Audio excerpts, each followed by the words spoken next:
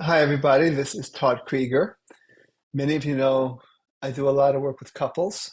Spend a lot of my time working with couples. I do individuals too. I work with them and help, but couples has been something that I do. I wrote a book called The Long Hot Marriage back in 2008. It came out, and I've done a lot of work helping couples rekindle passion.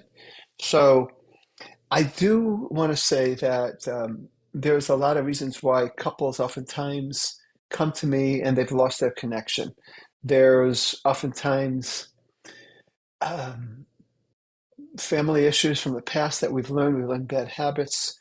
We have part of us that can protect us, and in protecting us, we end up distancing ourselves, putting up walls, or we can protect by fighting and yelling too. They're all defense mechanisms. So there's many things. There could be stressful situations in life that come up and that are challenging for us. Typical ones of financial challenges, children challenges, all that can contribute. But today, I want to talk about another aspect of what contributes to couples having challenges connecting, and they lose their sense of they lose their sense of aliveness and passion. And that is about our priorities, our conscious, decisive priorities. And that what we really need to do is reevaluate our priorities for a balanced life that makes room for us as intimate partners. And that is not something that many of us have seen. When we grew up in our families, we oftentimes saw parents working, maybe one, maybe both, and running around taking us to sports or dance classes or whatever. But we really didn't see a whole lot of role modeling for just couples prioritizing their time together, slowing down together. And it's not easy to do oftentimes these days because we're so busy that sometimes, not always, but sometimes to make our intimate time a priority means we have to say no to something else. I would say probably almost always. Now, that something else could be a couple hours of TV, knock it down to one, then you got 1 hour you could be with each other. But it also could be that we need to make it a priority and we think accordingly. We make sure we get the kids to bed earlier. We make sure that we set boundaries with our work. And that's not always easy to do depending on what work we have.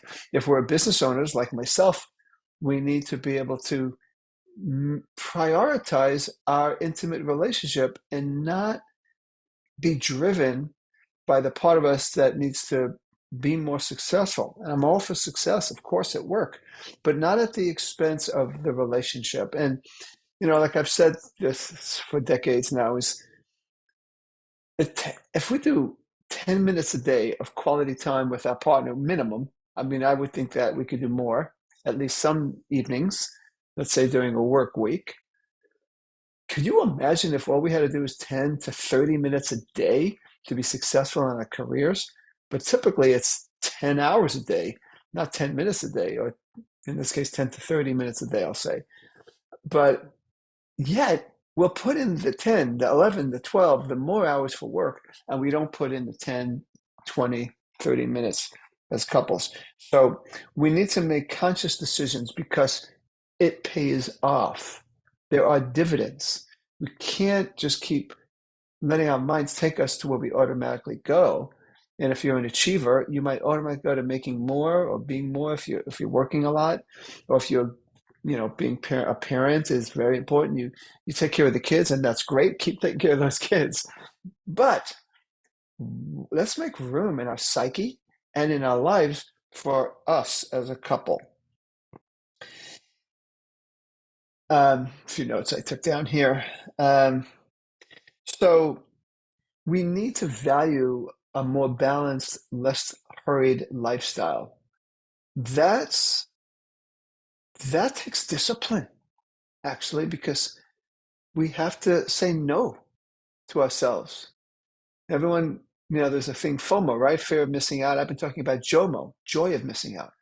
What things can I miss out on so that I can make time and room and have the energy for my partner? So this really can benefit um, each other. It really can. I mean, it benefits our own health to slow down. And even on an individual basis, we've learned the benefits of slowing down. I meditate every day. I mean, I think I'm way more effective with work, and I've probably made more money by not working 30 minutes and meditating every day. That's just me. It doesn't have to be 30. But I think I'm coming out ahead by not working because when I do go to work, I'm more effective. Making room to have a slowing down with our partner. I could tell you that when couples slow down 10, 20, 30 minutes during the work week, maybe a little bit more than when they can on the weekends, it's a game changer for those relationships. We need to create rituals and routines. It's not going to just happen. We need to make it happen. And how we make it happen is we set time aside and we create like the rituals. Maybe we say, look, on Wednesday evenings at 7:30, or when the kids are in bed at 8:30, depending on how old the kids are or whatever, that let's sit down, no TV, and just talk. That would be a ritual. It would be a set ritual. On Thursdays, let's just not have to talk and just touch. Now, it doesn't have to be that rigid. And of course, if you have something you really want to say on a Thursday, you do it. But I'm just saying that creating rituals and creating routines are very important.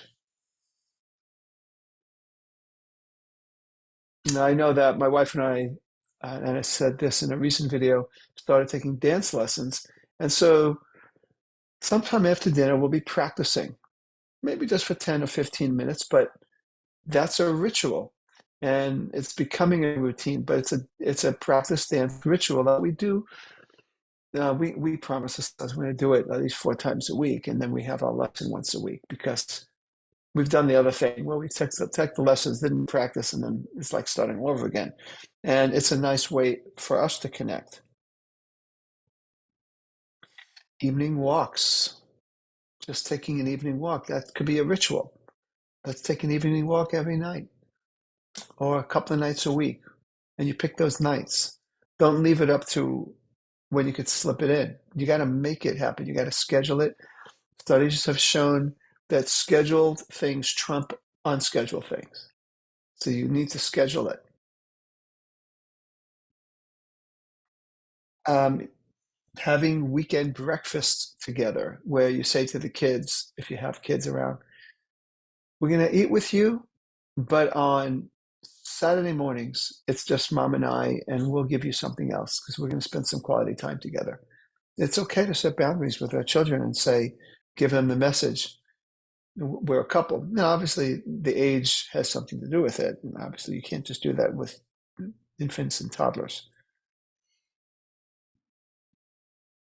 You want to create a sense of shared experiences with each other. I've been telling people there's a bunch of cards. It's a card game called Let's Get Deep. Little shout out for that game. I'm not making any money on it. Maybe I should be an affiliate, but I'm not. But that's a great thing. You can buy that game, and you could create a ritual of maybe 2 nights of the week. You take that game out, you ask some questions, you just spend a half hour doing that. It really can connect you. So, like I said, there are many factors that can go into a couple being disconnected. But what I'm focusing on today is just making a conscious decision making, prioritizing your relationship. You have to chisel out time to make that happen. If you don't, it won't. It just, we go back to our automatic behavior. So it's like just about anything that's challenging that we go to our automatic behavior unless we we chisel out the time, we think about what we could do, and we follow up on it, and we do it. We think about it in advance. So that I think can make a major difference in your relationship. Prioritize, prioritize, prioritize. It's worth it. Everybody benefits. I mean, think of the benefits. There are health benefits, there are relationship benefits, there's sexual benefits within the couple. The children, even if they protest at first because they want mommy and daddy's attention, they are going to feel more secure when they see that parents playing together and affection together. and spending time together. It actually is very comforting to the children when they see that. So I'm trying to think of any benefits I can think of off the top of my head, but relationship benefits, number one, health benefits, benefits for the children. What more do we need, right? So that's why not? I mean, what do we get committed to our partner for? To be have more life. In order to have more life, we need to make it happen. All right. That's what I wanted to say. This is Todd Creager, making the world safe for love.